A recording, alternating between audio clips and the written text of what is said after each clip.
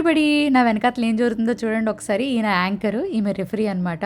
లండన్లో live wrestling, ఈమె wrestling చేయడానికి వచ్చింది. లేడీ ఫైటర్ ఈమె. అన్నగా ఉంది, ఈమె ఫైటింగ్ చేస్తుంది అనిపించింది నాకు. ఈమె ఆమెతో అపోనెంట్ అనమాట.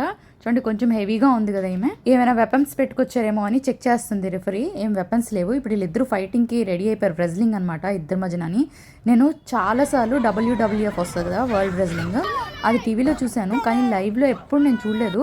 లండన్లోని సమ్మర్లో చాలా యాక్టివిటీస్ జరుగుతూ ఉంటాయి కదా, ఇలా ఓపెన్గా టౌన్ సెంటర్లోని రెజ్లింగ్ కాంపిటీషన్ పెట్టారు.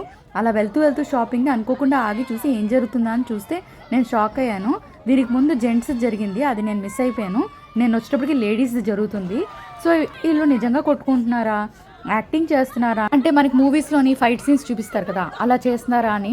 కానీ కొంచెం దెబ్బలు అయితే మాత్రం తగులుతున్నాయి. నేను ఎదురుగా నిలబడ్డాను కదా, నా కళ్ళతో చూస్తే కనిపిస్తుంది దెబ్బలు తగులుతున్నాయి. చూడండి అలా ఎత్తి పడేసేటప్పుడు బ్యాక్కి బాగా తగులుతుంది కదా.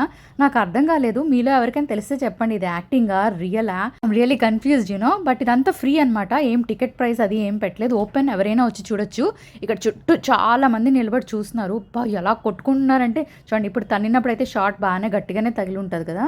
కొంతమంది ఏమో ఆ వైట్ గర్ల్ని సపోర్ట్ చేస్తున్నారు, కొంతమంది ఈమెను సపోర్ట్ చేస్తున్నారు అనమాట.